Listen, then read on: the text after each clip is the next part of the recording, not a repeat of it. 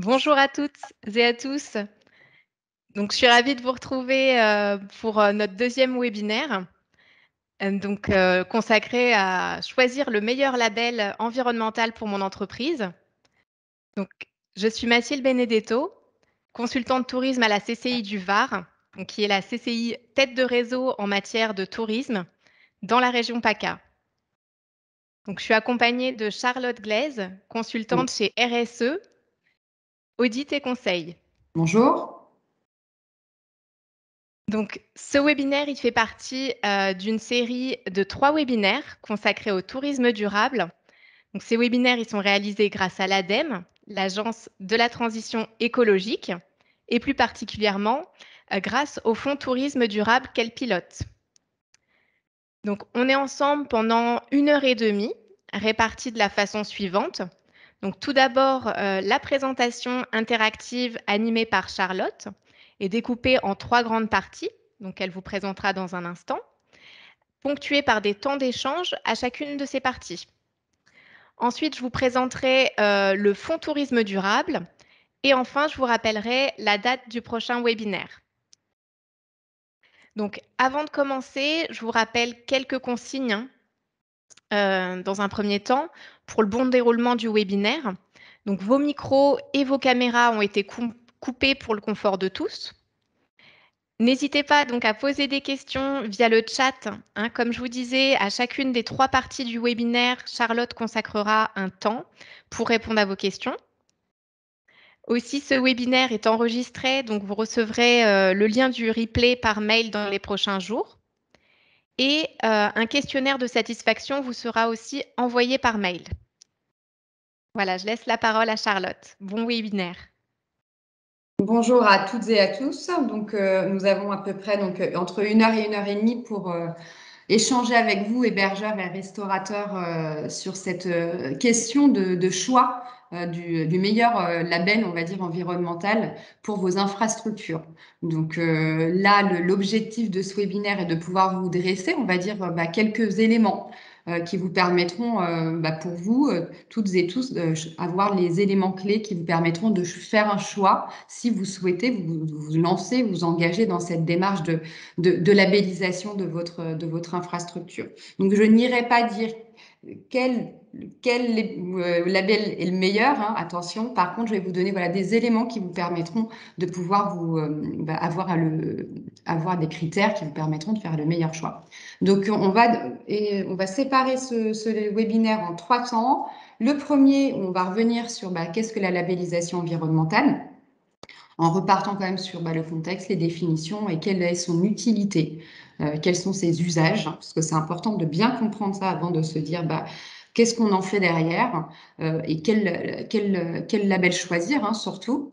Le second temps, il sera plutôt basé autour d'un panorama, donc je vais essayer de vous donner un panorama des labellisations environnementales existantes, à la fois pour les hébergeurs, mais à la fois pour les restaurateurs. Voilà, ça vous permettra d'avoir quelques... Alors, ce n'est pas exhaustif, mais déjà avec ça, ça vous permettra d'aller creuser derrière cette présentation.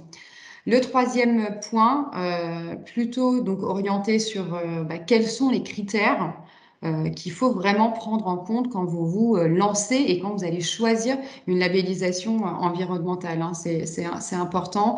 Il faut quand même, selon moi, avoir quelques critères à bien avoir mesurés, on va dire, pour se dire sur quel label on va aller et puis surtout quelles sont mes conditions internes pour se lancer parce que effectivement, ce n'est pas une démarche unique en une seule fois, c'est une démarche pérenne dans son infrastructure. Et une fois qu'on l'a lancée, c'est de l'amélioration continue, donc elle ne s'arrête pas. Voilà. Donc, et tout ça, il faut bien l'avoir en tête, puisque ça prend du temps et des moyens. Et c'est important pour moi que vous ayez l'ensemble de ce, on va dire, contexte global pour se dire après sur quel label choisir. Labellisation. On démarre. Pour ceux qui étaient là la semaine dernière, j'aime bien démarrer par vous poser une question. Donc, n'hésitez pas à répondre dans le chat. C'est surtout ce simulem-là qu'on va avoir quand je vais vous poser les questions. Selon vous, à quoi sert une labellisation environnementale? Et puis, Mathilde me donnera les quelques mots-clés qui en sont ressortis. Donc, n'hésitez pas, répondez sur le chat pour qu'on puisse se noter ces quelques aspirations. Donc, à quoi sert une labellisation environnementale selon vous? On se laisse une petite minute de réflexion. Allez-y.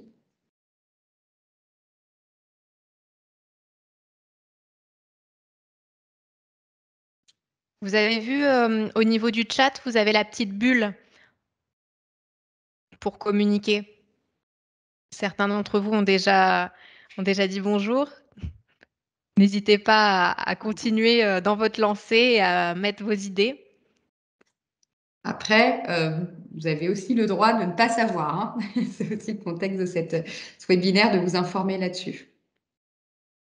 Mathilde, on a quelques mots Alors, qui ressortent oui, on a quelques mots. On a donc formalisation d'une démarche RSE, reconnaissance du public, à faire savoir à nos clients nos engagements, l'embauche nouvelle génération. Si je vais trop vite, excuse-moi. Non, je note en même temps. Embauche de nouvelles Réduire les générations. impacts de son activité, OK. montrer notre engagement, Montrer l'engagement. communiquer, gage de qualité. Gage de qualité. L'engagement, on l'a beaucoup, hein.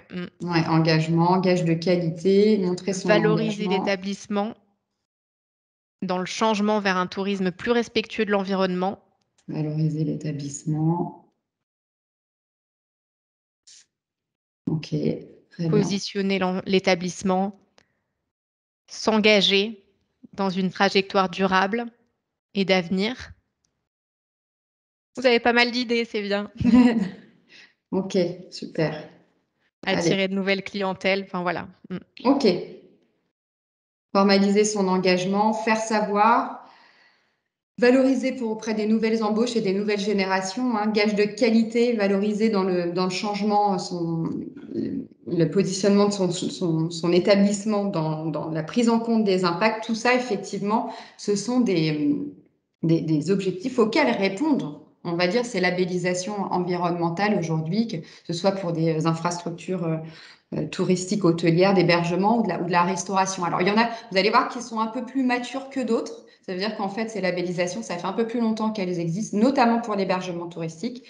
Elles sont plus récentes pour les restaurateurs, mais on voit qu'effectivement, la recherche derrière ultime, elle est là, c'est d'aller chercher une reconnaissance, on va dire, d'un gage de qualité sur sa démarche environnementale. Et effectivement, tout ça dans le temps, et elle a plusieurs bénéfices.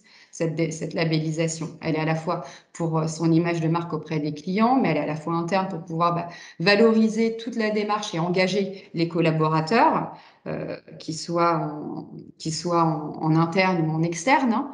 Hein. C'est aussi de pouvoir générer une reconnaissance qui soit visible pour les autres.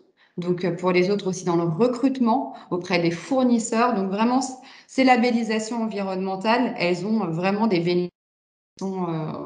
Elles ont des utilités, on va dire, et des bénéfices qui sont vraiment intéressantes pour grandir dans sa démarche de performance environnementale, que l'on soit au début, hein, le tout début, qu'on ait commencé à engager sa démarche, ou alors qu'on soit un peu plus mature, c'est-à-dire qu'on a déjà engagé pas mal d'actions et puis qu'on cherche à aller un peu plus loin et puis qu'on cherche à se faire reconnaître. On voit qu'effectivement, en fonction des organisations, des enjeux, des infrastructures, et ben généralement, soit on s'en sert pour démarrer aussi, parce que c'est aussi un bon moyen de démarrer dans une démarche, mais aussi on en voit qui sont déjà bien avancés, qui se disent ok, on regarde derrière dans le rétroviseur, on a fait beaucoup de choses et puis on a envie d'avoir une reconnaissance qui soit visible. Logo, marque, certificat, on cherche de la visibilité. Donc ça va dépendre aussi de là où vous en êtes, en fait, dans votre démarche, mais elles peuvent être utiles à chaque moment. Et c'est ça qui est important d'avoir en tête. Donc revenons sur quelques, on va dire, fondamentaux. Avant de passer sur le panorama, les labellisations environnementales, il y en a pas mal hein, sur le marché, une grande variété. Donc, on parle aussi de certification. ou de labels environnementaux. Donc, c'est des termes effectivement dont vous devez avoir entendu parler. Elles peuvent être diverses et variées selon le secteur professionnel. Là, on va cibler sur votre secteur d'activité, mais on en retrouve dans tous les secteurs d'activité. Elles peuvent cibler des activités, donc des produits, des services ou même des équipements. Donc là, on ne va pas passer sur l'ensemble de ces sujets-là, mais voilà, il faut savoir qu'en fait, le panorama des labellisations peuvent porter sur vraiment pas mal d'activités, de produits ou de services. Peut-être que les produits, par exemple, qui sont labellisés ou écolabellisés européens, ça vous parle. Voilà. Donc ça, on va voir sur des marquages sur des produits. Ils peuvent aussi parfois avoir une portée plus générale, c'est-à-dire qu'on va avoir aussi des labels qui portent sur une activité managériale ou d'organisation. Voilà. Donc, on a vraiment un panorama dans lequel c'est important de pouvoir bien se retrouver et pour pouvoir choisir le meilleur. Et vous voyez, c'est bien ce contexte-là qu'on cherche à appréhender aujourd'hui. Ces certifications, ces labels, souvent, ils correspondent à un référencement ou un référentiel, une qualification ou une certification. On va avoir deux approches différentes. Une certification, généralement, on va aller se certifier par rapport à une norme, à un référentiel existant. Voilà, donc souvent c'est une tierce partie qui vient donner cette certification-là. Le label environnemental, on est aussi dans cette même approche, mais souvent il répond à un cahier des charges avec des critères qui sont bien précis. Les labels environnementaux, qu'est-ce qu'ils cherchent derrière? Donc répondre à des critères qui permettent de mettre en avant la performance environnementale, donc des produits ou des services, et qui ont surtout un impact réduit sur l'environnement. C'est ça qui est recherché derrière le label environnemental. Souvent, ces labels environnementaux, donc là je zoome sur les labels environnementaux, ils ont souvent une approche, on va dire, holistique, puisqu'ils vont aller traiter l'ensemble des impacts environnementaux générés par un produit ou un service, mais ils abordent aussi des questions de plus en plus, excusez-moi, il y a une coquille, les approches sociales et de santé. Donc, ils sont quand même assez holistiques. Hein. Donc, ce sont des labels qui vont avoir une approche même globale plus de développement durable. Ils sont soit publics ou privés, donc ça veut dire qu'ils ont été rédigés avec des cahiers des charges et des critères qui émanent de la sphère publique, ou alors ce sont des acteurs du privé qui ont décidé, on va dire, de créer tout un référentiel avec un label à la clé qui permet d'identifier, de déterminer la qualité, on va dire, de la performance du produit. Donc, soit des publics, soit des privés. C'est important là aussi d'aller creuser, d'aller regarder quand vous allez aller chercher un label, d'où il vient. Ça ne veut pas dire que la qualité est bonne ou moins bonne, hein, mais ce qui est important, c'est de se dire qu'effectivement, derrière, il faut qu'il soit reconnu, on va dire qu'il ait la certification, la labellisation par un tiers qui soit indépendant. Voilà. Le périmètre des labels, il est là aussi, comme je vous disais tout à l'heure, très varié. Hein. Il touche l'alimentaire, l'hygiène, l'habillement, l'ameublement, le multimédia, mais voilà, il touche aussi l'hébergement et la restauration. Donc, vous avez, des labels qui sont spécifiques au service de l'hébergement au sens large et au service de la restauration au sens large. Ça ne vous empêche pas après d'aller rechercher des produits quand vous travaillez dans votre quotidien avec des produits qui soient labellisés. Mais là, aujourd'hui, on partira vraiment pas sur les produits, on va aller sur une labellisation de services.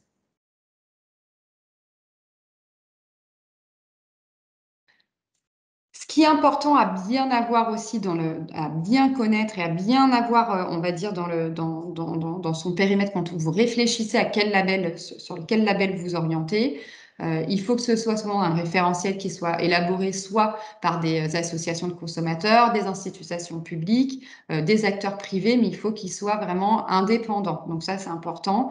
Il faut qu'il soit réfléchi, on va dire, ce label environnemental, et c'est mieux on va dire, hein, mais sur l'ensemble du cycle de vie, donc du produit ou d'un service. Donc là, d'un service, ça veut dire sur un hôtel ou une restauration, sur l'ensemble des activités de l'hôtel.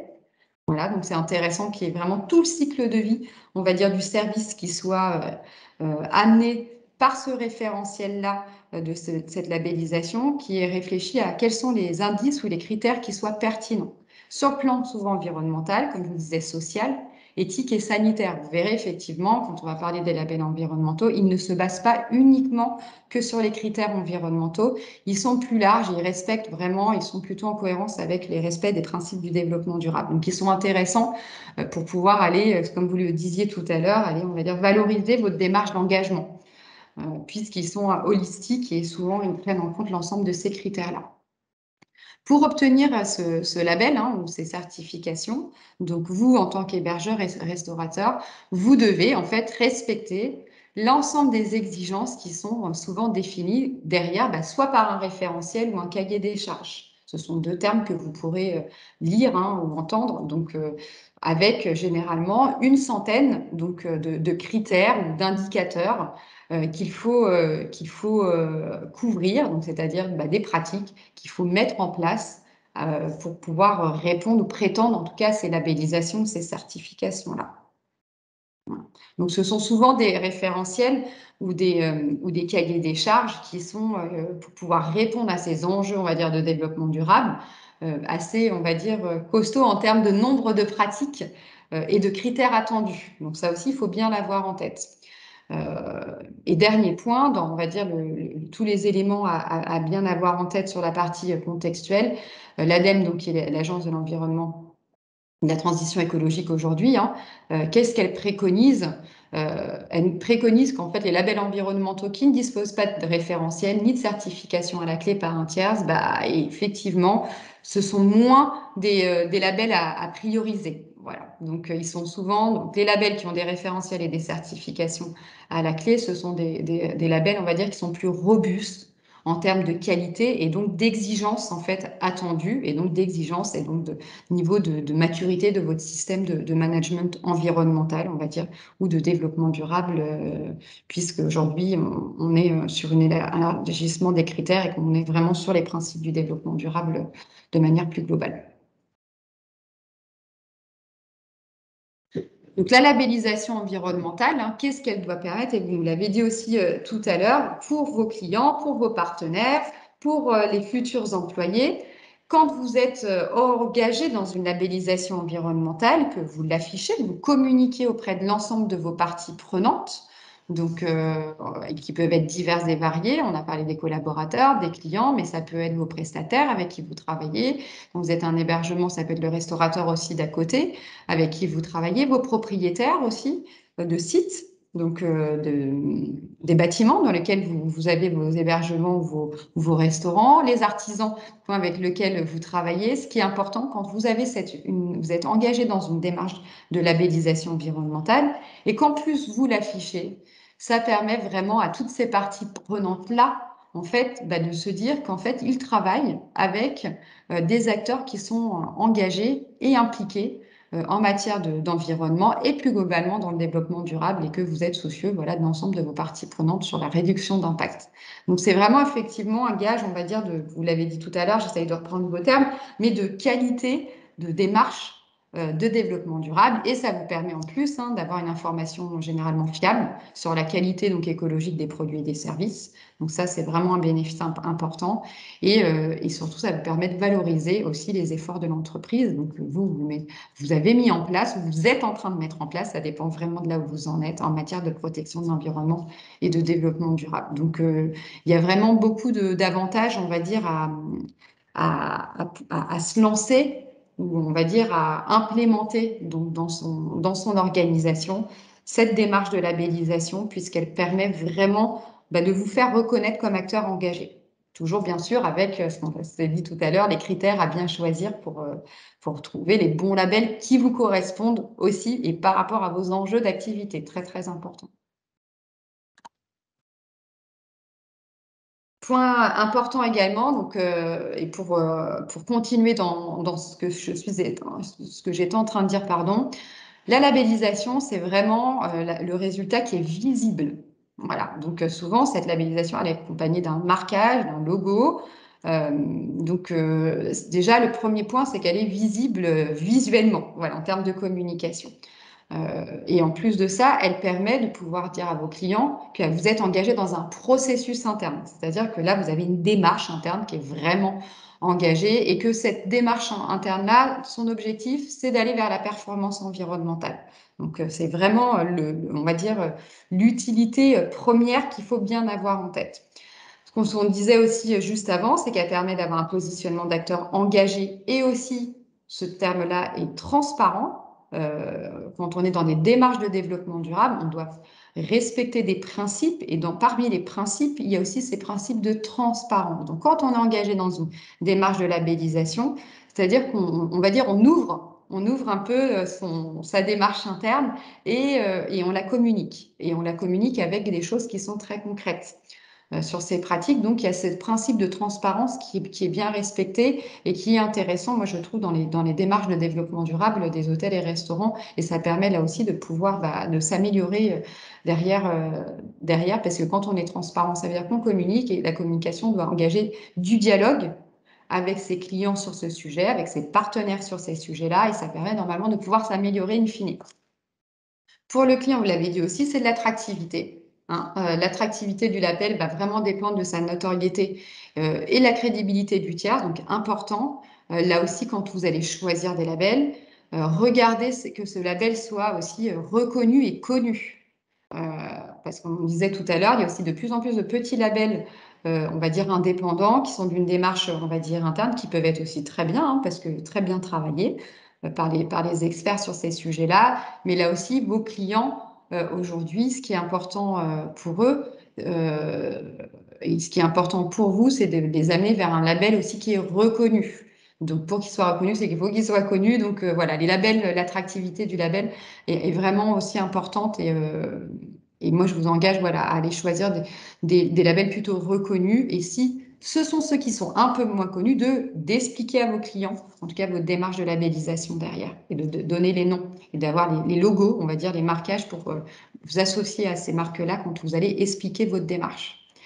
Ce qui est important aussi à avoir bien en tête, c'est que c'est une décision pour vous qui est un vrai enjeu stratégique, là aussi, parce qu'en fonction de ce label que vous allez choisir, ça engage la crédibilité. Voilà.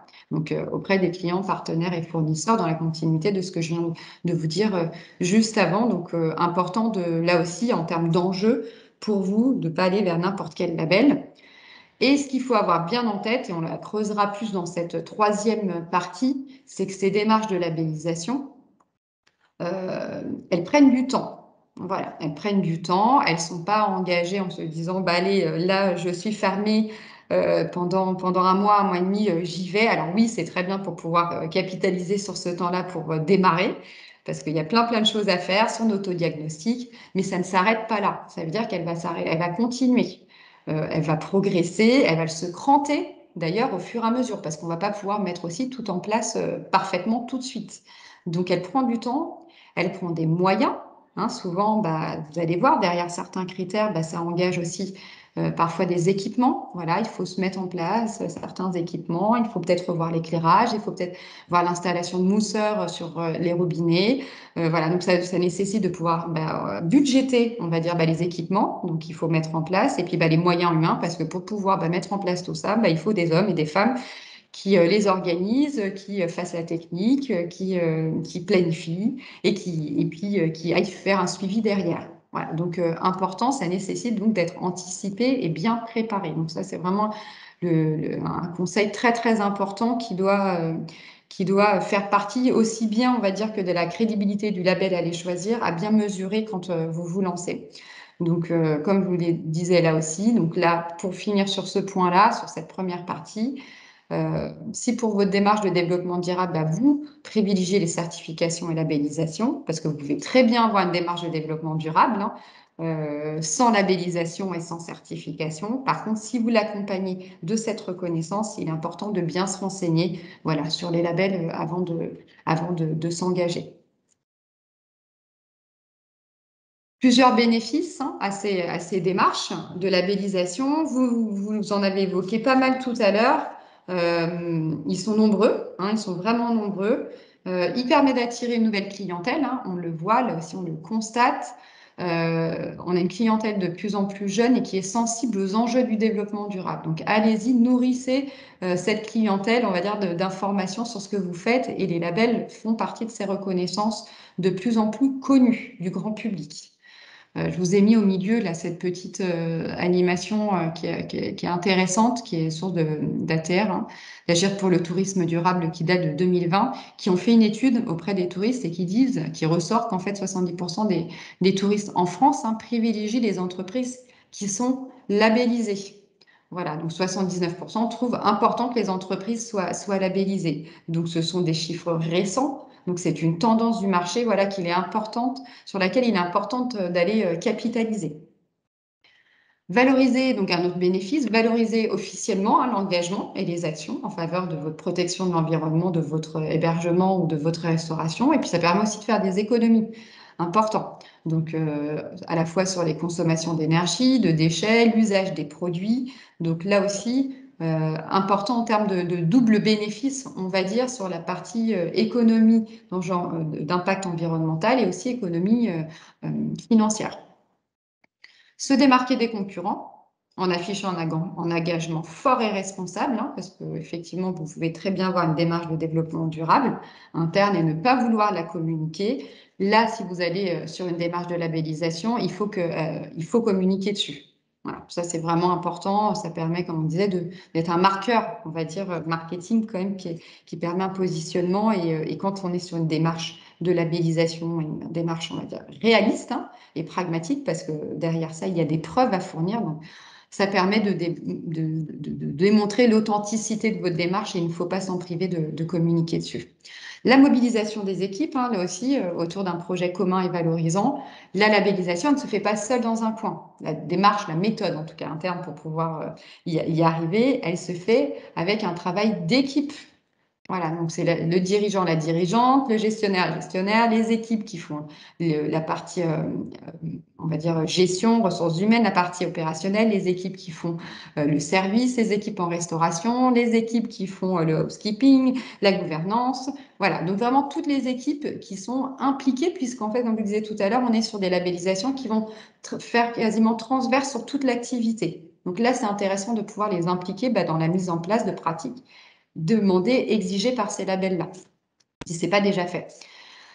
Point aussi important, je ne vous l'ai pas évoqué depuis le début, mais ces labellisations et notamment ces certifications, généralement, le socle, hein, on est sur de la conformité réglementaire. C'est-à-dire qu'en fait, pour pouvoir aller sur ces labellisations ou ces certifications, le socle de base, il est de faire en sorte d'être conforme à toutes les réglementations en vigueur par rapport au secteur d'activité. Donc, vous allez voir dans les référentiels, souvent, toute une bonne partie des questions concernent aussi votre conformité à telle ou telle exigence, que ce soit sur le tri, par exemple, sur la partie administrative, les 5 flux, sur les déchets, le papier, le carton, les emballages, le métal, le bois. Voilà, on va vous demander effectivement si vous êtes en conformité, qu'est-ce que vous mettez en place pour pouvoir assurer cette conformité-là. Sur la gestion des produits dangereux, le stockage des produits dangereux, la gestion des déchets dangereux, voilà, ça fait partie des conformités, des exigences souvent obligatoires sur l'ensemble notamment des référentiels. Il y a ces labellisations. C'est une démarche qui permet d'engager les prestataires, hein, donc tout autour de votre hébergement, tout autour de vos restaurants, donc collectivement dans une démarche de tourisme durable, hein, vous l'avez évoqué aussi tout à l'heure, valoriser dans le changement du tourisme durable au sens large, donc intéressant, ça permet d'améliorer vos pratiques en continu. Et ces labels-là, intéressants aussi, ça vous permet de faciliter la mise en œuvre. Donc, référentiels, méthodes et boîtes à outils, souvent, sont à la clé avec ces labellisations. Alors, est-ce que vous avez des questions, Alors, Mathilde? Est-ce que tu as noté des oui, questions on sur a une ces question. volets-là? Ouais. Donc, une personne souhaiterait savoir s'il existe à ce jour une contrainte légale d'être engagé dans une démarche durable. Et si ça n'est pas le cas, est-ce qu'il y a des nouvelles réglementations qui sont à venir? Et on a eu une réponse aussi d'une personne, d'une participante, qui précise que Atout France va inclure le développement durable à partir d'avril dans les critères de Exactement. classification des hôtels. Exactement. Je vous l'ai mis, vous l'aurez dans les slides après. Atout France à partir d'avril 2022 pour les classifications d'étoiles. Au guide Michelin, on passe de 3 critères à 12 critères. Je vous l'ai mis, hein, vous l'aurez. J'ai volontairement plus, je vous ai fait une copie justement visuelle pour que vous ayez tous les critères qui sont intégrés. Donc là, dans certaines classifications, effectivement, on voit que ça commence à devenir des exigences, on va dire, obligatoires. Après, sur la réglementation, est-ce qu'on a une obligation d'être sur une démarche de labellisation, de certification? On reste sur des démarches volontaires aujourd'hui. Voilà. Après, vous allez avoir des obligations qui sont pas exactement dans le sujet qu'on est en train de traiter, mais qui vont être sur des obligations de publier vos données environnementales quand vous êtes là des grosses infrastructures. Mais vraiment, là on parle de plus de 250 collaborateurs. On est sur la loi Pacte, où là, on va avoir des obligations de publier des indicateurs environnementaux. Voilà, mais c'est un peu différent de notre sujet. Là, sur les certifications et labellisations, on n'a pas d'obligation, hormis effectivement des classifications là, qui commencent à intégrer. Et là, merci madame, hein, avec Atout France, ce type d'exigence, et donc ça fait partie d'exigences obligatoires. On a une autre question qui nous a été posée, c'est avez-vous un comparatif des avantages et des inconvénients de chaque label pour les hébergeurs? Alors là, on va passer sur les panoramas où je vais vous amener quelques éléments, on va dire, de contenu. Là, vous avez des études qui ont été faites, notamment sur la fin d'année 2020, puisque justement, dans la jungle de tous ces labels-là, il y a eu un vrai besoin d'aller avoir un éclairage précis de qu'est-ce que peut un benchmark déjà, premier point, et puis après les avantages ou inconvénients, je ne sais pas si c'est ça qui est remonté, mais en tout cas, qu'est-ce que ça peut apporter. Et ça, on pourrait vous le retrouver, vous le communiquer. Ça a été notamment fait par l'AFNOR, hein, qui a fait tout un benchmark sur la jungle des labels. Et vous avez un autre document aussi qui est intéressant, on va pouvoir peut-être vous communiquer avec tout ce comparatif, on va dire. Après, ça va dépendre, j'ai envie de vous dire, moi, je ne peux pas là vous dire aujourd'hui quel est le mieux du tout, et ce n'est pas l'objectif. Ça va vraiment dépendre de votre enjeu, de votre cible, de votre secteur d'activité exact, et de ce que vous voulez aussi en faire. Voilà. Et Mathilde, on pourra le transmettre, hein, ce document qui a été fait par la Oui, FNOR sur justement le j'ai noté. comparatif. Voilà. Ouais, est-ce qu'on a une autre question? Alors, la grille de classement en étoile des meublés de tourisme intègre déjà des critères de développement durable. Oui. Ils seront plus poussés dès la mise en place de la nouvelle grille au 1er février. Okay, ouais. Idem pour la grille hôtel, où le nombre de critères obligatoires en lien avec le développement durable augmente au 1er avril. Oui, Qualité de il passe à tourisme, 12. voilà, c'est ça, c'était une remarque. Ouais. Bah, vous l'aurez, vous verrez là dans les slides après, je vous ai fait un slide sur justement euh, les étoiles Michelin et avec justement cette publication d'Atout France. Comme ça, vous l'aurez dans le support et on a tous les détails. Je les ai plus là, il faut que je les lise avec vous, mais tous les détails des critères requis et exigés surtout. Donc vous voyez, c'est intéressant en termes de marché, là aussi, un élément important, c'est que la tendance par contre qu'il faut avoir en tête, c'est qu'on va aller de plus en plus vers des exigences.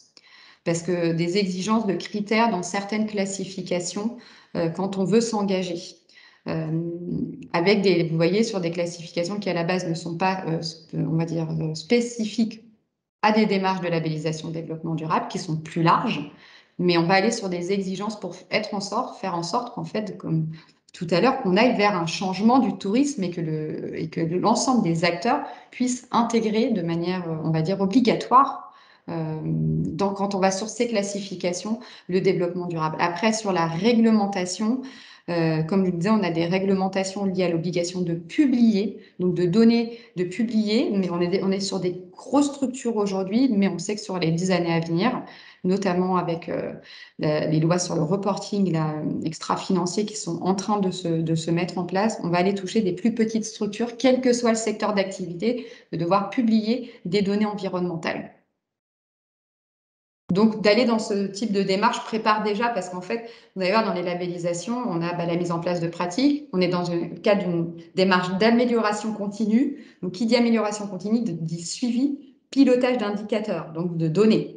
Voilà, donc c'est déjà se préparer, on va dire, à cet environnement qui va être, au sens large, de plus en plus exigeant des différents acteurs du tourisme, on va dire, montrer patte blanche, on va dire, sur vos démarches, où est-ce que vous en êtes et comment vous êtes en capacité de les mesurer et de répondre à certains critères. J'avance, Mathilde, parce que je vois, je fais attention Ouais, ouais. à l'heure, et puis de toute façon, on a 3 temps on a encore 2 temps de questions. Alors, petit panorama des labellisations environnementales existantes. Alors, est-ce que vous connaissez des labels environnementaux pour votre secteur d'activité? Vous pouvez nous les citer. Pareil, hein, dans le chat, n'hésitez pas.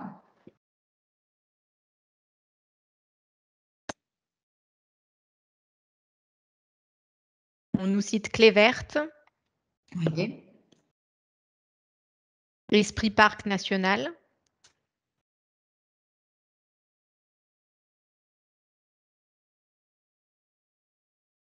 Green Oui. Globe, Green Globe, Écolabel européen, Colabel européen. Donc là, on est plus. Partenaire Géoparc, On va être aussi des Qualité, labels. Qualité Géoparc, pardon, Tourisme, excuse-moi, Mathilde. ouais, Partenaire Géoparc, Qualité Tourisme,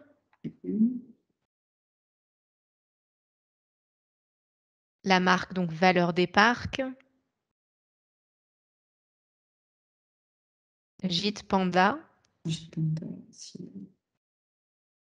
Ok, vous et voyez, l'Étoile Verte Michelin. étoile verte Michelin pour la restauration. Ok, donc, oui, vous en avez, vous voyez, il y en a déjà pas mal, hein, 2, 4, 6, 8, 10, 12, capable d'en citer déjà une bonne douzaine, et il y en a encore d'autres. On a ce pavillon bleu, on en a plusieurs. Alors, on ne va pas tous les passer en revue, bien sûr, parce qu'il nous faudrait beaucoup plus de temps que 7 heures et 7h30. Mais là, l'enjeu, c'est de pouvoir, avec vous, passer un peu sur les principaux. Après, avec ce que vous aurez aujourd'hui, je vous invite à aller creuser, parce que vous aurez des éléments un peu plus, on va dire, détaillés, pour pouvoir aller creuser sur peut-être certains qui vous interpellent. Vous voyez, là, aujourd'hui, on a aussi des labels, on disait plutôt produits. Là, quand je pense à la restauration, il y a aussi, vous voyez, des labels sur les vins que vous pouvez choisir, avec des labels, par exemple, comme vignerons engagés. Donc, là, ce qu'on va vous donner, c'est un panorama global. Après, je vous invite vraiment à aller avoir un peu cette même démarche, on va dire, de recherche sur après les labels produits, qui est encore un autre sujet. Sur le panorama des labels, là aussi, hein, vous voyez, vous m'en avez donné un peu plus que ce que l'on vous cite. On les classe en différentes catégories. Vous allez avoir donc des labellisations plutôt environnementales liées à l'hébergement. On va dire les cinq principales, mais il y en a d'autres, hein, évidemment. Comme vous l'avez compris avec la première partie, il y a une multitude de labels qui peuvent être aussi indépendants, donc des labels aussi qui sont liés au parc naturel. Voilà. Donc là, je les ai pris volontairement parce qu'on n'a pas le temps de faire l'ensemble des labels qui existent, donc les principales labellisations environnementales. Après, vous avez donc en bas à gauche les labellisations plutôt environnementales, développement durable au sens plus large, de la restauration. Il faut savoir que sur la restauration, on est plus sur des labellisations plus récentes, hein, vraiment par rapport aux labellisations liées à l'hébergement, où on a des labels qui sont beaucoup plus anciens dans leurs initiations de démarche et dans la construction des référentiels. Donc, sur la restauration, je pense que là, il y en a qui se créent encore même aujourd'hui et c'est en plein développement. Donc là, toujours avoir bien en tête de réfléchir à quel est votre enjeu aussi de labellisation. Vous avez les labels qui sont plutôt donc ceux, alors, 2 exemples, hein, mais on l'a pas cité, dans Pavillon Bleu, qui voit des labellisations de reconnaissance aussi d'impact environnemental, plutôt des plages, des ports, donc avec des aspects bien spécifiques. Un label avec Agir pour le tourisme responsable d'ATR, qui est plutôt pour les voyagistes, on va dire, donc aussi très intéressant, puisqu'ils ont une grille, un référentiel qui est très très détaillé, comme Pavillon Bleu, qui sont vraiment pointus. donc qui permet de bien mettre en valeur aussi la démarche responsable des voyagistes ou alors des ports ou des plages. Et puis vous voyez à droite, vous avez certainement entendu parler, je vous les ai mis puisque c'est intéressant pour vous que vous les ayez. Vous avez des certifications et des labellisations plutôt généralistes. Donc c'est-à-dire que là aussi, que vous soyez là un hébergeur touristique ou alors une PME qui fait de l'impression ou de l'imprimerie, en fait peut y aller. Donc ça veut dire qu'il touche tous les secteurs d'activité et qui va être plus lié à la démarche de développement durable de l'organisme.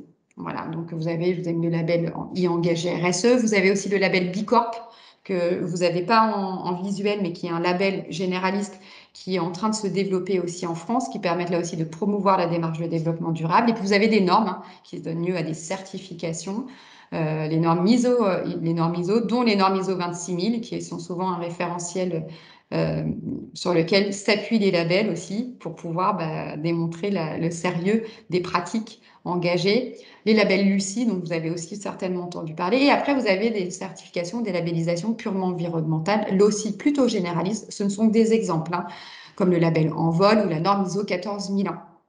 Voilà, donc vous voyez, ce benchmark des labels, il est important puisqu'en fait, ils sont quand même très nombreux. Mais là, on va se focaliser sur la partie labels environnementaux et quelques labels environnementaux pour la restauration.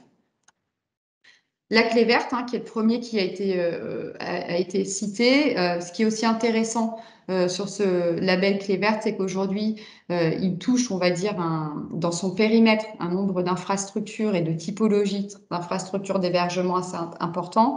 Et il est aussi adapté, donc il y a un référentiel avec une labellisation pour les restaurants. Voilà. Donc, intéressant sur la partie, on va dire, complétude de l'ensemble de nos sujets que là, nous, on traite pour vous aujourd'hui. Donc, les hôtels, les campings, les gîtes, les meublés, les chambres d'hôtes, les résidences, les villages de vacances, les centres de vacances, les auberges de jeunesse et aussi donc les restaurants. Et donc, je vous ai mis là, parce que vient de sortir la semaine dernière ou la semaine d'avant, le palmarès, on va dire, des lauréats, on va dire, de 2022. Donc, ce sont ceux qui ont été labellisés clé verte sur l'année 2022. Donc, avec un nombre d'établissements qui est en croissance sur ce type de label, sur le label clé verte. Il est reconnu à l'international sous le terme de Green Key. Si vous êtes déjà intéressé à ce label-là, vous avez vu, donc c'est Green Key comme ça qu'on peut le reconnaître à l'international. Il est déployé pas qu'en France, il est déployé dans 65 pays. Donc, ça veut dire qu'il est reconnu aussi à l'international. Donc, là, important aussi pour vous, quand vous allez travailler, vous pencher sur le sujet, regardez si effectivement les labels sont aussi en phase avec la reconnaissance en lien avec vos clients et la crédibilité de vos clients qui peuvent en donner, en tout cas leur connaissance et après leur crédibilité. Important, comme on disait, sur le premier volet de notre webinaire. Qu'est-ce qu'il cherche à démontrer? Donc, la mise en œuvre d'une politique environnementale et d'une démarche, on va dire, plus globale, socialement responsable, donc une démarche de développement durable au sens large. Il y a 119 critères pour les hébergements. Donc, ça veut dire que derrière ces 119, je simplifie, mais pratiques à mettre en place. Donc, 119, c'est quand même un volume de pratiques assez important. Et dans ces 119 critères, qu'est-ce qu'il y a derrière ça? Il y a donc des pratiques à mettre en place qui doivent s'accompagner de preuves, donc de preuves avec des exigences et donc des preuves documentaires de ce que vous mettez en place, dont notamment, par exemple, la politique environnementale de votre hôtel, de votre gîte, de votre camping ou de votre restaurant. Ça fait partie des documents obligatoires qui doivent être structurés, formalisés pour pouvoir avoir à la clé cette labellisation, mais pas que. Voilà. Pour les restaurants, là aussi, vous avez vous avez ce label clé verte qui est aussi intéressant à concourir, on va dire.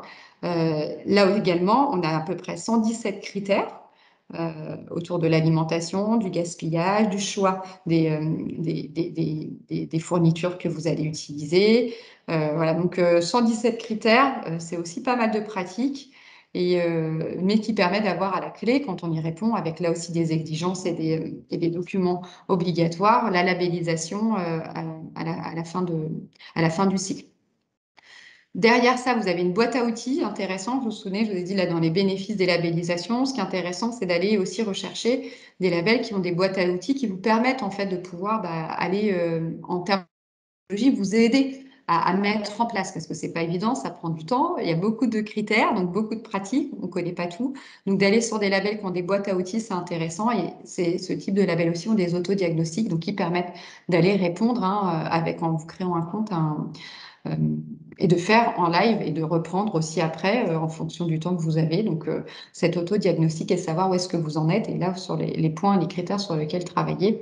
Et vous avez tout un processus de labellisation que je détaillerai pas, mais dans lequel vous avez laissé avoir en tête des audits qui sont réguliers, une fois même qu'on a la labellisation, pour pouvoir démontrer en fait la démarche d'amélioration continue dans laquelle vous êtes et attester derrière le sérieux de la démarche de chacun de vos établissements.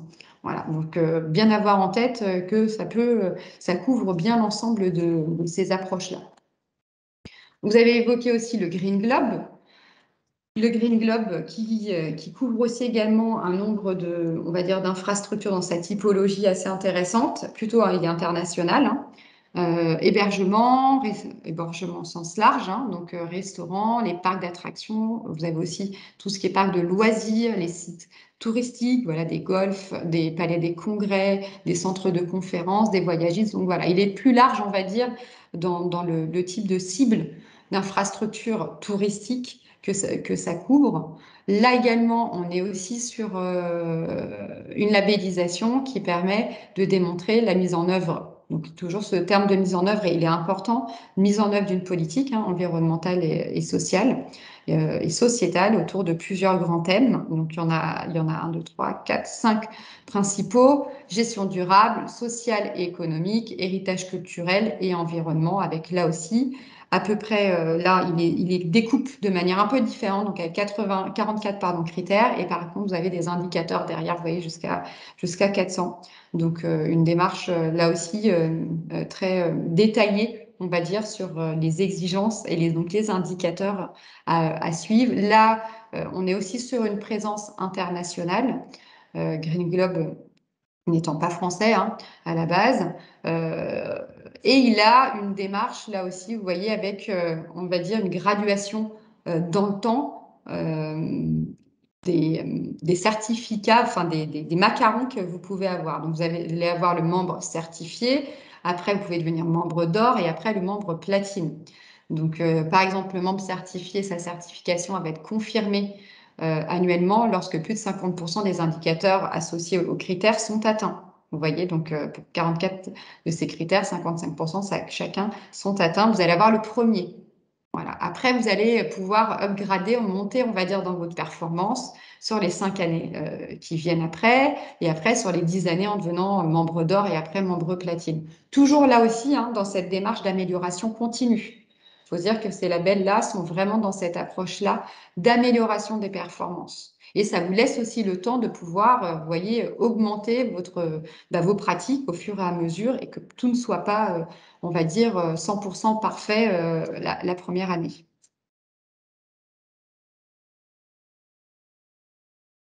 L'écolabel européen, vous nous l'avez aussi cité tout à l'heure, qui fait partie effectivement des écolabels, des labellisations reconnues dans l'hébergement touristique. Alors là, je suis plutôt sur les labels liés à l'hébergement. Pour l'instant, on fera après un petit zoom sur la partie restauration.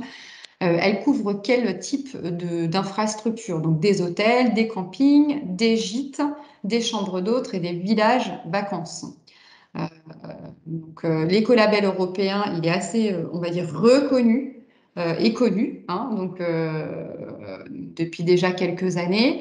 Il est intéressant aussi puisqu'il permet, ce qu'il y a derrière dans sa philosophie, dans son approche et du référentiel surtout, qui est derrière cet écolabel-là, c'est qu'il cherche à la fois, on va dire, la réduction de l'impact environnemental des établissements qui recherchent cette labellisation. Mais à la fois aussi, il couple bien ça avec la qualité. Donc, vraiment, la qualité recherchée du service, donc proposé. Donc, c'est un label assez complet, même titre que les autres, mais qui met aussi bien en avant cette démarche-là dans les critères. en fait, qu'elle va rechercher. Ce label écologique européen, il est utilisable dans tous les pays de membres de l'Union européenne. C'est un écolabel public. Il a 67 critères et dont 22 obligatoires. Et lui aussi, il est réparti généralement, on est à peu près sur quasiment les mêmes catégories, avec la partie plutôt gestion générale. Quel est votre système de management que vous avez mis en place? Est-ce que vous avez mis une politique? Est-ce que vous avez structuré votre organisation vis-à-vis de votre plan d'action? Est-ce que vous avez formé le personnel? Est-ce que vous informez votre clientèle? Est-ce que vous entretenez les appareils? Voilà, donc quelque chose plutôt, on va dire, gestion générale, et puis après suivi, indicateur et suivi, très important. Une fois qu'on a mis en place, on mesure et on suit pour savoir quelle est la réduction de son impact. Et vous l'avez aussi après sur des domaines bien spécifiques, les consommations d'énergie, les consommations en eau, la gestion des déchets, l'usage des produits aussi, produits dangereux, non dangereux, juste dosage, pour éviter de trop en consommer. Et voilà, vous avez vraiment des détails assez intéressants sur la catégorie des pratiques que ça requiert. C'est un écolabel en termes de méthodo qui est aussi intéressant puisqu'il permet l'autodiagnostic et il a une boîte à outils qui est très très complète, qu'on appelle la toolbox, et qui permet d'avoir vraiment beaucoup d'informations, des fiches pratiques très complète sur ce que vous pouvez mettre en place en termes d'action. Il permet d'avoir des tableaux de bord, comme je l'ai mis là, qui permet d'avoir des suivis des consommations, donc de faire comme un tableau de bord. Vous avez la possibilité aussi de mettre votre plan d'action et donc de rédiger votre plan d'action au sein de cet outil-là. Et de pouvoir y mettre aussi toutes vos preuves, comme d'ailleurs le label Clébertin, mais directement dans l'outil. Donc, c'est un outil, on va dire, intégré de l'ensemble de la démarche qui est intéressant. Je vous ai mis également, comme ça vous l'avez aussi en tête, avec cet exemple de l'écolabel, mais on est aussi sur des démarches un peu identiques sur les autres, sur comment ça se passe, on va dire, pour aller vers ces labellisations de manière très opérationnelle. Là, aujourd'hui, c'est AFNOR Certification qui vient et vous apporter, on va dire, le certificat de cette écolabellisation, mais donc il faut que vous déposiez votre dossier. Il faut que votre dossier soit étudié. Après, vous avez un auditeur qui vient sur votre site pour aller voir si vos critères de certification sont bien retenus, enfin sont bien appliqués surtout. Après, généralement, comment ça se passe? Il y a un rapport qui est rédigé, qui est soumis à une commission d'experts pluridisciplinaires par rapport à votre secteur d'activité. Donc, si vous êtes un hôtel, un camping, une chambre d'hôte, et puis après, il y a une décision qui est apportée avec un certificat qui vous est remis. Et puis, vous avez, par exemple, sur ce type de certification-là, avec l'écolabel, un audit de contrôle qui est réalisé tous les 2 ans. Voilà, donc avec soit un audit de suivi, soit un audit documentaire, en fonction aussi de la taille de votre établissement. Donc, vous voyez, des démarches, on va dire, assez structurées sur le plan méthodologique, et donc ça nécessite un travail assez important des équipes de formalisation. Donc, 3 exemples, on va dire, des principaux, on va dire, les plus connus, on va dire, de labellisation environnementale d'hébergement. Après, sur la partie restauration, c'est vraiment pas exhaustif là aussi, c'est pour vous donner quelques clés et de voir aussi la disparité des labels qui sont aujourd'hui en train de se structurer et d'être mis en avant sur le marché. Le label écotable, je ne sais pas si vous le connaissez, lui, on va dire qu'il cherche à aller rassembler toute une communauté de consommateurs engagés. Voilà, donc c'est un peu sa marque de fabrique autour de la restauration, comme il l'appelle et comme il l'intitule exactement, éco-responsable. Les restaurants sont évalués en fonction, là aussi, de critères environnementaux, donc en fait avec une note à la clé, qui est une note sur 100, qui permet de dire, en fonction alors je crois que c'est en à peu près une centaine de pratiques, là aussi, auxquelles il faut répondre. Et après, à l'issue de cette notation, vous avez une note sur 100. Écotable propose après, donc un peu sur le même principe, on va dire, que le système d'étoiles, une attribution de badge, donc avec 3 niveaux de badge qu'ils appellent les écotables, qui permet de pouvoir mettre en avant l'évolution de là où vous en êtes par rapport à votre démarche de développement durable au sens large, parce que là aussi, on est sur une démarche éco-responsable. On ne vise pas que les impacts environnementaux, on va chercher aussi à voir la partie sociale et sociétale du développement durable, quels fournisseurs, où, comment, quelles relations aussi vous pouvez avoir avec eux, la proximité, donc un écolabel assez intéressant. La première écotape, par exemple, pour les restaurants, ce sont pour ceux qui ont, on va dire, démarré leur transition, donc démarrer leur démarche. Il y a l'écotable avec 2 qu'ils appellent, pour celles qui sont un peu plus avancées. Et puis après, l'écotable pour les restaurants plutôt exemplaires. Et donc, cette récompense, elle est annuelle, donc elle est reconductible. Et aujourd'hui, alors elle doit, je crois qu'elle date de 2018 ou 2019. On est à 45 restaurants labellisés déjà écotable 3, donc c'est-à-dire un niveau exemplaire, donc avec une note quasiment rapprochant les 100. Je crois que c'est entre 80 et 100. Voilà. Donc intéressant aussi sur là aussi le référentiel, je vous invite à aller, il est téléchargeable, hein. Vous pouvez le télécharger là aussi de manière gratuite. Donc là aussi, je vous invite à aller le faire, même si vous n'allez pas sur ce type de labellisation, mais ça vous permet déjà aussi d'avoir toutes les pratiques que vous pouvez mettre en place, de manière assez exhaustive d'ailleurs. Un autre label, hein, donc Green Food, là aussi, qu'est-ce qui est recherché derrière cette labellisation? Je vous ai mis un peu leur marque de fabrique, que ce soit écotable ou Green Food, parce qu'ils ne communiquent pas de manière différente. Là, ils sont sur, voilà, comment on amène une transparence aux clients sur leur démarche responsable quand un restaurant est engagé. Donc, c'est vraiment ça de dire, voilà, quand un client il va avoir un restaurant qui est labellisé Green Food. Ça veut dire derrière que le restaurant, il est transparent sur sa démarche et il communique sur ses critères avec une charte à la clé. Cette labellisation, elle est basée sur une dizaine de critères où il faut en valider au minimum 6 pour obtenir ce label qui est lui aussi valable 1 an, un peu comme l'écotable. Parmi les critères d'évaluation, qu'est-ce qu'on va avoir, hein? Là, je vous ai mis aussi volontairement sur celui-ci les critères dans le contenu qui va être recherché, mais c'est à peu près, comme je disais, les mêmes critères qui sont pour l'écotable.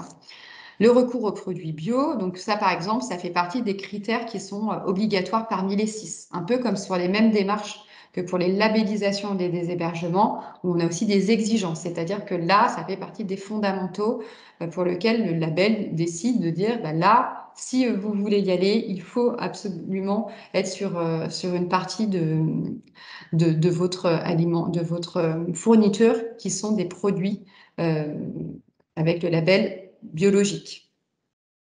Recours, hein, voilà. Ça ne veut pas dire qu'effectivement on a 100%. Le tri et la valorisation des déchets qui font partie des critères d'évaluation, par exemple, la valorisation des invendus aussi. Qu'est-ce que vous faites de ce que vous ne distribuez pas à vos clients? Est-ce que vous faites du doggy bag? Voilà. Qu'est-ce que vous faites du don à des associations? Là aussi, ils vont regarder ces critères-là. Est-ce que vous êtes en gestion en flux tendu? Ça, c'est aussi intéressant avec ce type de label, c'est-à-dire est-ce que vous n'avez pas de surplus de stock? Alors là aussi, à voir en fonction toujours de son activité, de ses enjeux, de son contexte local, à prendre effectivement, mais ça fait partie des critères regardés. Ça, je trouve que c'est intéressant pour éviter le gaspillage alimentaire, les dépenses en énergie, le recours aux énergies renouvelables. Et donc ce critère-là, pour l'instant, ce label-là Green Food, on le retrouve dans des restaurants présents dans à peu près 26 villes françaises. Et il peut être aussi, bien sûr, et c'est ça que je vous l'ai mis, mais comme d'autres, complémentaires à d'autres labels qui sont déjà en place dans les restaurants. Voilà, ça c'est quelque chose qui est important. Il est un peu plus récent, celui-ci. Je crois que c'est celui-ci qui date de 2019. Vous voyez, donc une démarche plus récente, mais aussi intéressante. Vous pouvez aller sur leur site, internet, ils communiquent sur les restaurants concernés. Et c'est intéressant d'aller voir la typologie de restaurants qui sont déjà engagés dans ce type de démarche. Pour compléter les remarques de la première partie, effectivement, dans on va dire, les labellisations, dans les reconnaissances, vous avez le volet guide Michelin, le guide Michelin avec l'étoile verte. donc qui aujourd'hui a été rajoutée, elle, en 2020. Donc vous voyez, on est vraiment dans des démarches qui sont plus récentes dans l'intégration de ces critères d'exigence ou ces nouveaux labels, en tout cas pour la cible, on va dire restauration. Qu'est-ce qu'il engage derrière? Des pratiques en matière de développement durable.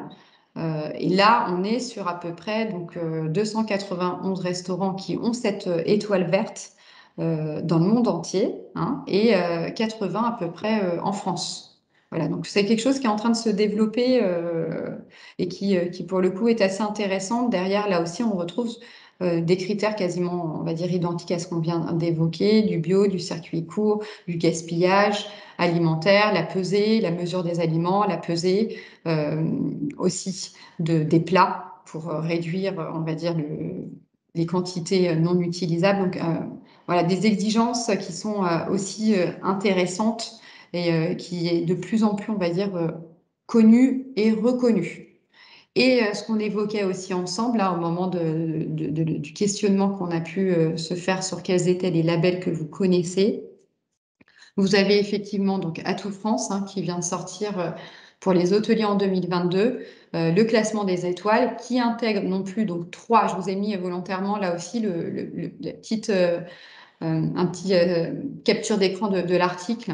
Non plus trois critères, mais 12 critères qui sont désormais obligatoires dans ce domaine et pour toutes les catégories d'hébergement qui sont concernées dans ce classement. Voilà, donc qu'est-ce qui concerne de manière plus précise, je vous l'avais dit, donc là, l'économie d'eau, donc ils vont aller regarder qu'est-ce que vous faites en matière de pratique pour pouvoir économiser l'eau, l'énergie, la gestion des déchets. Là également, donc dans les critères obligatoires, vous devrez par exemple utiliser des ampoules basse consommation, mettre en place des mesures de réduction de consommation d'eau, utiliser de moins en moins de produits d'entretien et qui soient plus respectueux de l'environnement. Donc c'est là où effectivement toute la partie, quand on dit respectueux de l'environnement, il y a aussi la partie label ou écolabel produit, donc sur lequel vous pouvez retrouver sur vos produits, voilà, l'écolabel européen par exemple, des petits labels EcoCert qui permettent de pouvoir donc dire que ces produits que vous allez utiliser répondent eux-mêmes aussi à un cahier des charges. On est un peu dans cette même logique, hein, toujours répondre à un cahier des charges. Sur l'alimentaire, vous avez le label bio, vous avez voilà, beaucoup de labels qui mériteraient même un webinaire à côté pour pouvoir caractériser quels sont ces produits qui répondent à des critères de respect de l'environnement. Vous aurez également donc des obligations pour former le personnel, donc qui permettent du coup de mettre en œuvre l'ensemble de ces trois domaines-là. Donc, et que si effectivement ces hôtels ne pourront pas être classés s'ils ne valident pas ces critères-là. Donc, vous voyez, une exigence qui upgrade de plus en plus sur ce qui est demandé. Parmi les informations aussi obligatoires, l'information des clients sur la mobilité douce. Donc, qu'est-ce que vous proposez dans votre établissement, du véhicule électrique, du vélo électrique, de la trottinette, des cartes géographiques qui permettent d'avoir l'ensemble des pistes cyclables. Là aussi, vous pouvez avoir vraiment plein de pratiques qui sont certainement déjà en place ou que vous allez mettre en place et qui sont facilement, on va dire, valorisables. Et des produits alimentaires qui soient de circuit court quand l'établissement propose un service de restauration. Parmi les critères optionnels, on trouve le recyclage des eaux grises, effectivement l'extinction automatique des lumières lorsque l'on quitte les chambres, donc des éco-gestes aussi appliqués à l'ensemble de ces pratiques. Donc vous voyez un niveau d'exigence qui est pour le coup aussi important et qui nécessite voilà, de mettre en place pas mal de pratiques, d'équipements et d'investissements. Enfin, une dernière approche aussi que je voulais vous partager. Alors, on n'est pas sur du label, mais c'est quelque chose qui, je trouve, doit être intéressant pour vous de savoir, si vous ne le savez pas déjà. Au même titre, vous voyez que l'affichage environnemental des produits que vous allez acheter dans la grande consommation sur des équipements électriques et électroniques, là aussi, vous avez un nouvel affichage environnemental qui a été donc testé. Donc, il y a eu 150 établissements touristiques, donc des hôtels, hein, là on est vraiment sur la partie hôtellerie, qui se sont portés volontaires pour pouvoir afficher on va dire l'étiquette environnementale et l'impact environnemental de son hôtel. Vous voyez, donc l'impact calculé sur l'ensemble du cycle de vie a été fait sur la base d'une nuitée, donc qui intègre les petits déjeuners, qui permet voilà, de donner en un clin d'œil l'impact environnemental de l'hôtel sur sa nuitée. Vous voyez, donc on voit ressortir les émissions de CO2 par personne, le nombre d'eau par personne utilisée, le nombre de kilowattheures utilisés par client, on va dire, par personne, et les produits biologiques et écolabellisés qui sont utilisés. Et donc cet affichage environnemental, qui est une démarche volontaire, permet aussi d'aller sur, pas un label, on va dire, un indicateur, un affichage clé qui est visible et là aussi à communiquer pour les établissements qui souhaitent s'y lancer avec vos différents canaux de communication. Voilà, qui donnent des indicateurs assez clés. C'est pas un label, hein, je vous disais, mais il y a quand même tout on va dire, un calcul derrière qui permet de mettre en avant l'ensemble de vos informations et donc de vos pratiques que vous mettez sur la partie environnementale. Donc, testé par 150 hôtels. Et il a vocation, on va dire, à s'étendre. Et là, pour l'instant, me semble-t-il qu'il est sur de la partie engagement volontaire, mais ce serait possible que ça devienne une obligation. Mais là, à vérifier quand même. Est-ce que vous avez des questions? Alors, on a balayé, je suis assez large, j'ai eu un rythme un peu dense pour pouvoir vous aborder tous ces éléments-là, mais bien sûr, vous m'avez parlé de d'autres labels, Valeur Parc, Gîte Panda, voilà, ce sont d'autres labels avec des référentiels qui sont aussi un peu sur ce même type de démarche, mais ce que là, je vous ai partagé, c'est ceux qui aujourd'hui sont le plus, on va dire, connus. Alors déjà, on a plusieurs questions par rapport à l'aspect budgétaire.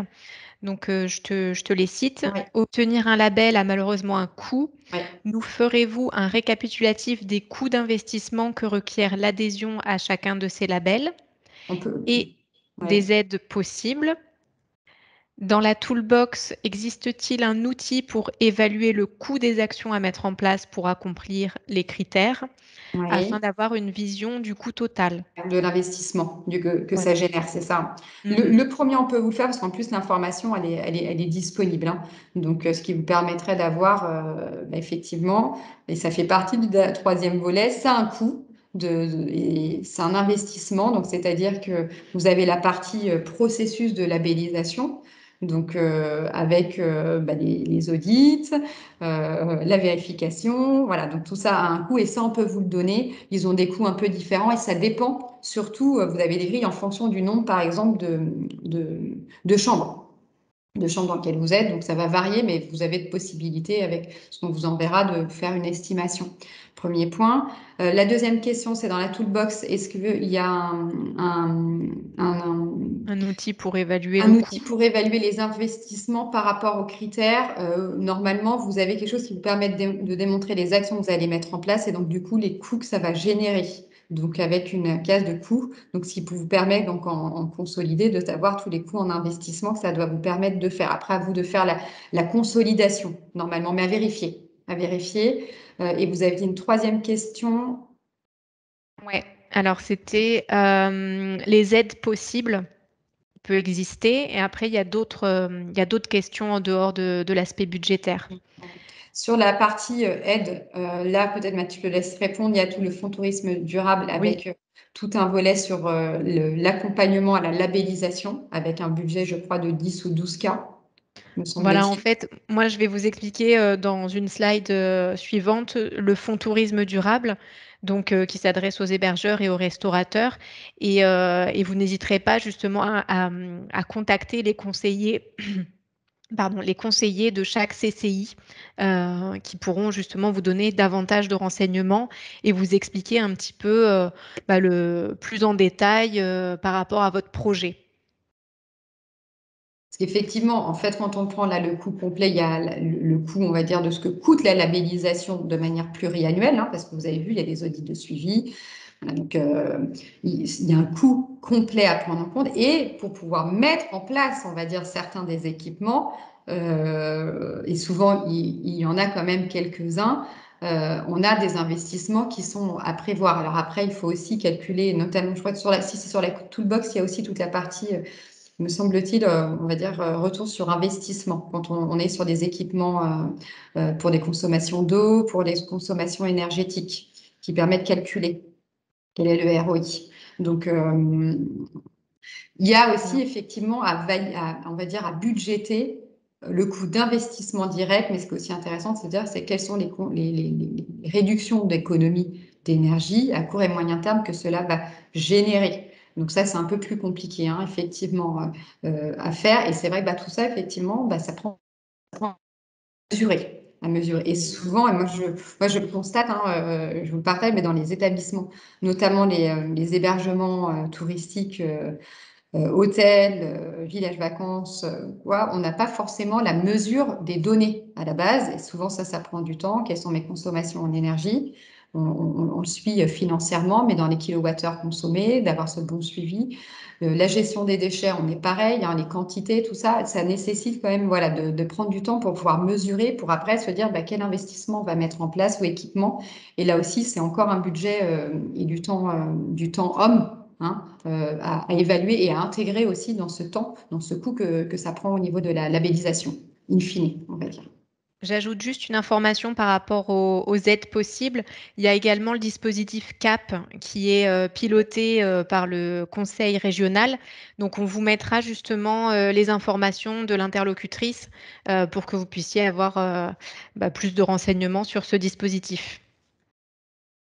Et ça rentre parfaitement justement dans le volet labellisation. Après, donc, on avait d'autres questions. Est-ce que tu disposes d'éléments sur la notoriété des différents labels? Alors, la notoriété, elle se mesure aussi par rapport justement au palmarès des hôtels et des, on va dire, restaurants qui vont sur tel type ou tel type de labellisation. On voit qu'effectivement, le label Clé verte et l'écolabel européen, notamment là, le Clé verte est en train de développer, on va dire, le nombre de labellisés. Donc, sa notoriété, elle est aussi en train d'augmenter et on constate là depuis les 2-3 dernières années et après dans le vécu, on va dire, et ça reste voilà un avis là personnel, c'est aussi ce que je constate, on va dire.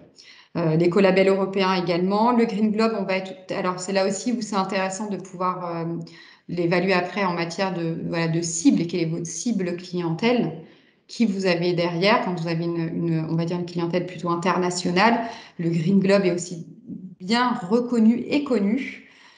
Sur une cible plutôt européenne, notamment pays du Nord hein, aussi, la Suisse, l'Autriche, Pays-Bas, l'écolabel européen est connu. Hein, donc, ça veut dire qu'on le reconnaît, on sait souvent la démarche qu'il y a derrière. Donc là, c'est pour ça qu'il faut le voir aussi sous deux approches, à la fois sur, on va dire en termes de notoriété, ce qui est en train de se développer et où il y a de plus en plus de labellisation sur tel ou tel type de label, la partie hébergement. Et puis après, il y a la partie, quelle est votre cible clientèle pour pouvoir leur parler un langage, on va dire, qui s'adresse à eux et qu'ils connaissent. Voilà. Donc ces deux axes-là. Et après, sur la partie, on va dire, restauration, on voit que pareil, le clé verte, là aussi, sur la partie restauration, est en train de bien se développer, mais il y en a surtout l'étoile verte Michelin qui prend, on va dire, de plus en plus d'ampleur, en tout cas dans les échanges que moi je peux avoir, il commence à être connu. Voilà, on nous en parle, on nous demande, on nous pose des questions et on a envie d'y aller. Et après, il y a l'écotables, hein, l'écotable aussi. L'écotable avec ce 3 niveaux aussi de, de, de, de reconnaissance qui intéresse beaucoup et qui, pour le coup, là, est français, pour le coup. Et on a l'EcoCook, hein, je vous en ai pas parlé, mais qui n'est pas français, mais qui là aussi est un label intéressant, un peu sur le même titre qu'Ecotable pour les restaurants, qui est reconnu, on va dire, plus en Europe.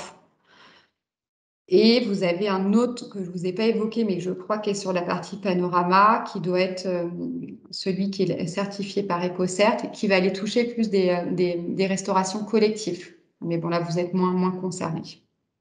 Et est-ce que tu as connaissance d'une étude qui aurait été faite justement pour donner des chiffres sur la connaissance Je, par les clients?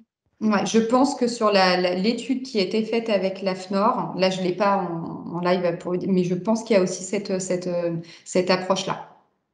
D'accord. Et est-ce que tu connais FIG, alors je ne sais pas si je le prononce bien, FIG, ça te parle? Non, Est-ce que vous pourriez La personne. préciser, Ouais. ouais, dans le chat, est-ce que ça s'adresse à des hébergeurs, des restaurateurs? En attendant, donc, Ouais. on avait aussi donc, est-ce que tu connais des recommandations de partenaires ou des solutions, par exemple pour la revalorisation des déchets ou le traitement des eaux usées? Alors ça va dépendre, alors là, ça va, alors des solutions ou des partenaires avec lesquels travailler. Là, par exemple, sur la ligne. Alors alors là, pareil, ça va dépendre de là où vous êtes, de sujets sur lesquels vous travaillez, parce qu'un déchet qui va être sur du déchet alimentaire, pour le don, par exemple, vous allez avoir des organismes comme Commerceau, comme Phoenix, mais ça va dépendre de là où vous vous situez. Il n'y en a pas partout.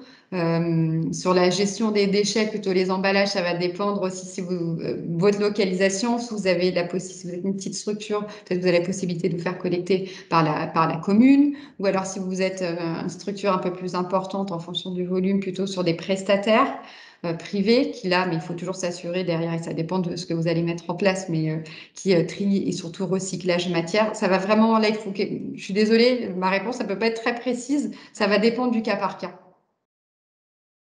Alors Et on a après, plus vous allez pouvoir, alors si c'est pour choisir, chercher des partenaires, si c'est ça la question, où trouver l'information.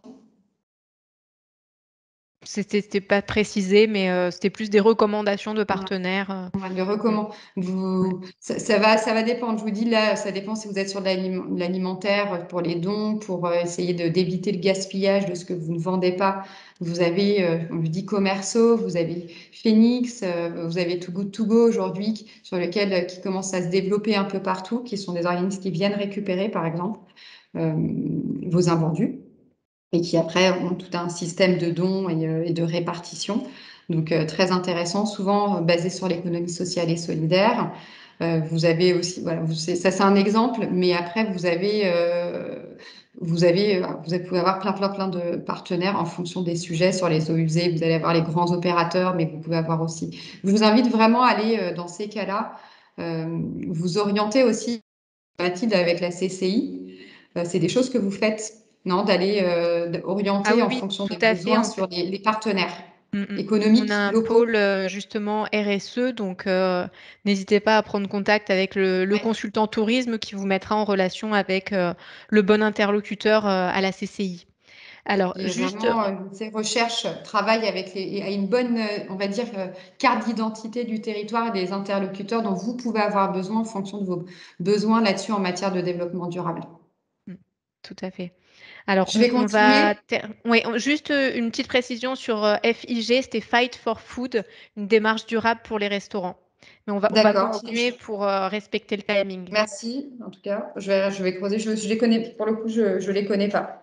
Comme vous disiez là, sur la partie restauration, on est vraiment sur un marché, on va dire, assez récent sur le développement justement de toutes ces démarches de labellisation et des référentiels sur lesquels s'appuyer. Donc, il peut y en avoir, il y en a encore beaucoup d'autres. C'était les principaux que je vous ai cités, mais vous pouvez en avoir beaucoup d'autres. Donc, merci. Dernier volet, important, là aussi, on est plus sur la partie, on va dire, méthodo pour vous, donc sur les critères à prendre en compte dans votre choix de labellisation environnementale. Là, une fois qu'on s'est dit à quoi ça, qu'est-ce que c'était, à quoi ça pouvait servir, quel était un peu le panorama de comment se composent les labels environnementaux pour vous. Là, il y a quand même quelques critères clés sur lesquels bien s'appuyer pour crédibiliser votre démarche. Donc, le premier, pour le coup, c'est un peu la conclusion de ce qu'on s'est dit tout au long de ce webinaire, c'est de choisir un label qui soit référent du tourisme durable et qui garantisse l'expertise et la crédibilité. Important. Donc, crédibilité en termes de référentiel, en termes de reconnaissance, en termes de problématiques, on va dire, balayées par le référentiel. Donc, ceux qu'on a cités pour le moment, ce sont des critères, ce sont des référentiels plutôt qui répondent en tout cas à cette expertise et cette crédibilité. Mais c'est le premier élément. Le deuxième critère que vous devez avoir, c'est que ce soit dans les critères qui correspondent aux labels, ce soit ceux qui soient le mieux adaptés à votre structure et à votre cible aussi de clientèle. Voilà. Donc, avec, comme je disais, toujours un socle de base quand même qui est sur la partie réglementaire. Attention, la partie réglementation, elle va vraiment aussi dépendre de quel type de structure vous êtes. Voilà. Donc, important d'aller notamment creuser les référentiels qui sont, comme vous le disiez, accessibles la plupart du temps sur les sites maintenant Internet des écolabels. Voilà, donc vous pouvez déjà aller les consulter, les regarder, regarder ce que ça, essayer de comprendre ce que ça génère comme pratique. Ils sont plutôt assez clairs hein, aujourd'hui dans les attendus de pratique et les exigences ou les documents obligatoires à demander. Ça, il y a une transparence importante rien qu'en allant consulter ces référentiels-là. Un label aussi, ce sont des critères importants selon moi, mais qui doit être composé, on va dire, pas juste du référentiel, mais des labels avec des boîtes à outils pour vous guider au mieux dans la mise en œuvre. Vous allez être soit tout seul ou toute seule ou avec en comité restreint peut-être au début, même si on vous a dit qu'il fallait impliquer l'ensemble des collaborateurs. On n'a pas souvent l'expertise de compréhension aussi de l'attendu derrière. Hein. Je vois, il y a souvent une problématique qui ressort, sont souvent notamment sur l'usage des produits dangereux, les règles de stockage de produits dangereux, les règles de comptabilité des produits dangereux entre eux, les règles après de gestion des déchets. Tout ça, effectivement, parfois, quand on est tout seul, même quand on va juste voir la réglementation, on a besoin aussi de pouvoir avoir des boîtes à outils. Donc, avec ces labels, souvent dans ces boîtes à outils, il y a aussi des fiches, comme je vous disais, de pratique qui viennent vous éclairer sur qu'est-ce que c'est, comment faire, avec quoi faire, combien ça peut aussi coûter. Voilà. Combien de temps ça met en place aussi. Hein. Il y a aussi ce type d'information, donc très utile quand vous allez aller sur cette mise en œuvre de cette labellisation. Après, comme je vous le disais, là aussi, important, ça va dépendre de là où vous en êtes. Si vous êtes un hébergeur ou un restaurateur qui est déjà engagé concrètement dans la mise en place de pratiques, moi là je le vois avec un hôtel que j'accompagne en ce moment, ils sont déjà plein de pratiques en place. Ça va vite, hein, ça va quand même assez vite. Hein, ils sont 2-3 sur un tel d'à peu près une quarantaine de chambres. Ça va quand même assez vite. Par contre, là où généralement aussi on a des sujets, comme je vous disais, que ce soit par exemple type des produits dangereux, il y a aussi un autre sujet qui peut parfois mettre un peu de temps à mettre en place la pratique, c'est les indicateurs et le suivi. Donc la mesure, savoir mesurer et d'avoir des indicateurs pour mesurer l'ensemble des pratiques. Et ça, souvent, il faut construire, il faut aller chercher l'information, il faut savoir la consolider, il faut après la suivre avec une fréquence. Et là, on voit qu'effectivement, c'est souvent à ce moment-là que ça nécessite quand même un investissement aussi important pour les structures qui sont déjà bien avancées dans la mise en place des pratiques et qui sont sur, on va dire, cette mise en place de pilotage. Quatrième grand critère, et donc fondamentaux, on va dire, dans les critères, un label indépendant avec un cahier des charges, voilà, qui soit adapté à la réalité de l'infrastructure et qui soit tourné vers l'amélioration continue. Vous vous souvenez, on a parlé voilà, de labels aussi qui permettent d'aller dans l'évolution, on va dire, dans le temps. Donc avec des audits de suivi, avec des renouvellements de labellisation qui se font sur des temps quand même assez courts, 1 an, 2 ans, 3 ans. C'est vraiment l'objectif derrière, n'est pas pour vous embêter et de se dire on fait de la paperasse. Non, c'est vraiment pour vous assurer que ces labels-là puissent vous challenger, vous pousser à aller toujours dans l'amélioration continue de vos pratiques. Voilà. Donc, par contre, effectivement, là aussi, toujours un label avec ce cahier des charges qui soit adapté.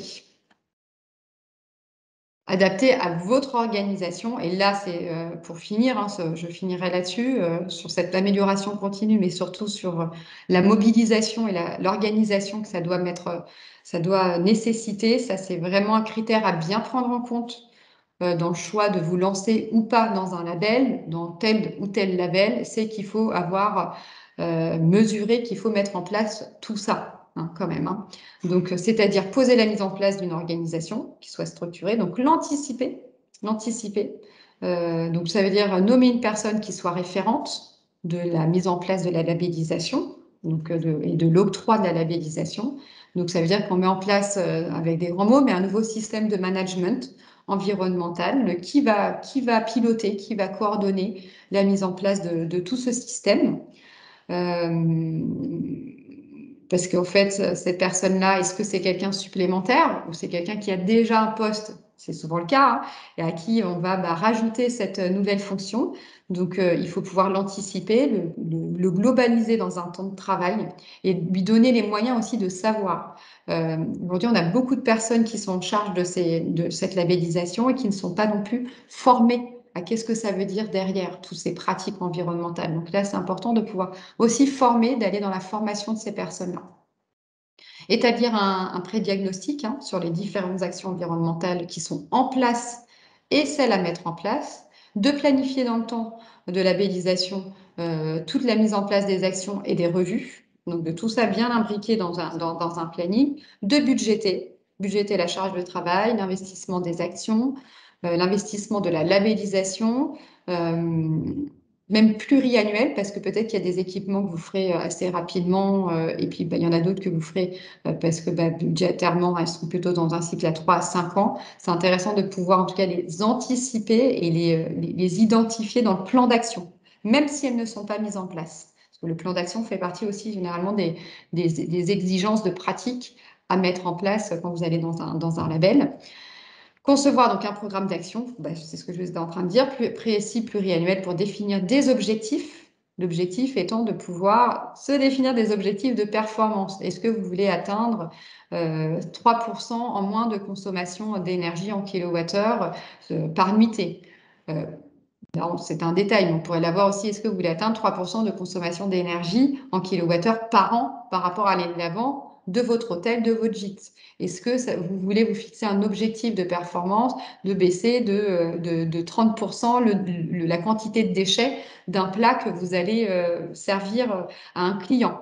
Est-ce que vous avez un objectif, voilà, de travailler avec 6 sur 10 de vos fournisseurs qui soient en circuit court? Voilà, ce sont des objectifs, voilà, de performance. Et il faut que vous ayez déroulé un programme d'action et c'est aussi ce que cherchent les labels derrière. Et enfin, ce qui est aussi important, et alors qui ne se fait pas partout parce que ça dépend aussi du temps qu'on a, hein, des moyens, mais qui est aussi intéressant pour pouvoir avoir ce regard, on va dire, interne, c'est de se mettre en place un petit processus d'évaluation interne qui vise à faire le point sur la démarche au moins une fois par an. Voilà, sur où est-ce que vous en êtes par rapport à tous vos critères, est-ce que vous avez avancé? Et donc, s'il y a une personne qui est nommée référente, c'est intéressant, voilà, qu'il y en ait une deuxième qui soit aussi sur ce processus d'évaluation interne pour engager la démarche d'amélioration continue. Voilà, donc on a essayé, voilà, de vous faire un petit panorama de l'ensemble des éléments qui, en tout cas, nous semblent importants à avoir en tête pour vous diriger vers une labellisation, après, quelle qu'elle soit, hein, bien sûr, mais de tous les éléments à bien avoir en tête pour réfléchir. Parfois, vous êtes en moment de fermeture. Là encore, c'est peut-être le moment, à moins les restaurateurs, mais c'est un moment sur lequel vous pouvez vous poser pour pouvoir réfléchir à tout ce que ça impacte de manière positive, hein, bien sûr, sur le travail que ça génère pour se lancer dans la labellisation, mais ça n'empêche pas l'engagement en termes de développement durable et de ne pas être aussi sur une labellisation. Voilà. Donc, est-ce qu'il y a, Mathilde, des questions? On en a une et je pense que ce sera la seule puisque sinon on va être Il est 11h27. voilà. Donc, avez-vous un lien vers la grille de critères pour l'étoile verte Michelin? Eh ben, c'est un peu là le souci de la disponibilité de cette grille. Donc, on va vous l'avoir, mais elle n'est pas facile à trouver. Donc, c'est pour ça qu'à mon avis, vous nous posez la question. Elle n'est pas disponible. En Très tout cas, bien. en libre service, entre guillemets, mais même en se connectant. En tout cas, c'est noté. Et, si on la trouve, on Ouais, vous la fera parvenir par mail en même temps que le replay. ouais. Sur l'étude des labels.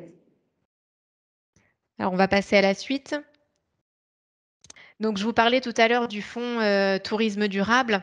Donc, c'est un dispositif qui est piloté par l'ADEME, donc l'Agence de la transition écologique, et il est déployé dans vos départements par les parcs naturels régionaux, mais aussi par les CCI territoriales en région PACA. Donc, ce fonds, il consiste à soutenir les restaurateurs et les hébergeurs via des aides en apportant donc déjà des aides pour aider à la démarche du tourisme durable dans les territoires ruraux. Donc, l'idée, c'est déjà d'abord de faire un accompagnement à l'élaboration d'un plan d'action, donc opérationnel, via un diagnostic qui sera fait par votre conseiller à la CCI ou au parc. Et ensuite, vous avez un financement d'une partie des coûts d'investissement, donc qui sont liés à la transition écologique.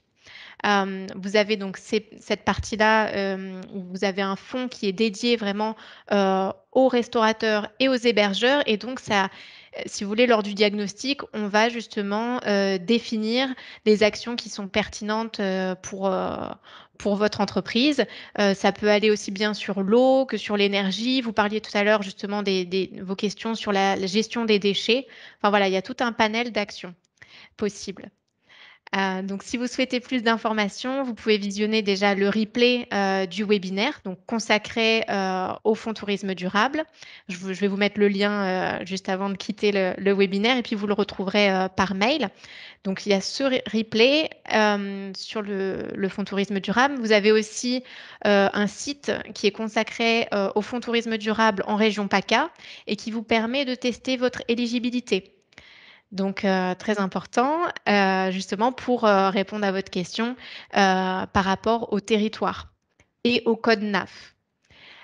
Et ensuite, sachez que au niveau de la date limite de dépôt des candidatures auprès de votre CCI, elle est fixée à la mi-février pour que justement le conseiller puisse venir vous rencontrer dans votre entreprise ou réaliser le diagnostic en visioconférence. Mais en tout cas, il faut faire ce diagnostic et ensuite, il faut que votre conseiller vous aide à préparer le dossier, vérifier qu'il soit bien complet. Donc, c'est pour ça que dépêchez-vous si vous êtes intéressé. Donc, on vous met également donc, la liste de vos conseillers CCI dédiés au fonds tourisme durable. Sachez que, pour information, la CCI du 04, donc des Alpes d'Haute-Provence, va proposer aux entreprises qui sont implantées dans le 04 un accompagnement à la labellisation aux écolabels. Donc, n'hésitez pas à vous rapprocher de votre CCI pour connaître les accompagnements qui sont proposés sur vos territoires. Donc, notre prochain webinaire, il aura lieu le mardi 1er février à 10 heures, donc sur la thématique optimiser mes achats responsables. Et je vais également vous mettre le lien dans le chat. Donc, à l'issue de ce webinaire, je vais vous envoyer un questionnaire de satisfaction par mail. Ce questionnaire, il va nous permettre en fait de savoir si ce webinaire, il a répondu à vos attentes et aussi de savoir si vous avez d'autres besoins sur le tourisme durable. Donc, selon vos réponses, on envisagera la possibilité d'ouvrir d'autres webinaires, donc courant février, sur d'autres thématiques. Voilà, bah écoutez, je vous mets les liens dans le chat et je vous souhaite une très bonne journée. À bientôt. Merci. Merci encore pour vos questions. Merci. Bonne journée. Au revoir.